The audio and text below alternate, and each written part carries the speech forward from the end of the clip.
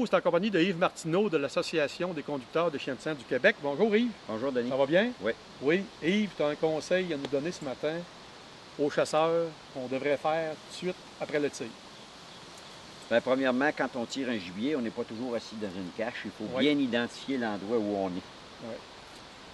Puis en même temps, bien visualiser où le gibier est parti, où il a été tiré. S'il était à côté d'un sapin, va remarquer lequel sapin que c'est. Puis regardez-le aller, puis surveiller le plus loin possible, remarquer où il est parti. Où il a disparu. C'est ça, où est-ce qu'il a disparu. Parce que mec, on descende tout à l'heure, il va falloir aller mettre des rubans. C'est ça. Puis de toute façon, c'est un beau moment que vous venez de vivre. Là. Oui. Prenez le temps de le vivre. Il n'y a rien qui presse. De toute façon, vous ne pouvez pas partir dessus. Puis remémorez-vous ce que vous avez vécu, là, ce que vous venez de voir, parce qu'il y a des détails très importants. La réaction du gibier.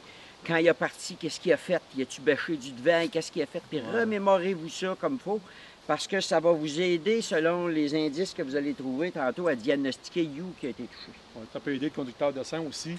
S'il y a besoin d'un conducteur pour retracer le gibier, ça va vous aider, vous autres, selon les informations que vous allez lui demander. On va lui vous demander donner, beaucoup de questions. Ça va vous aider à dire, il a été touché à telle place, et on va attendre 2 heures ou 4 heures ou une demi-heure avant de débuter la recherche. C'est important d'attendre minimum 1 heure avant d'y aller. Okay. C'est important aussi d'aller mettre un ruban à l'endroit où il était. Une fois qu'on a tiré, on relaxe, on visualise qu'est-ce qu'on a, où ce qu'il était, où ce qui est rentré. 15-20 minutes après, on descend, on va mettre des rubans aux 2-3 endroits, ce qu'on l'a vu le dernier coup, ce qu'on l'a tiré. Après ça, on débute la recherche 1 heure après, dépendamment de ce qu'on l'a pogné. C'est ça. Merci Yves de tes trucs. C'est bon.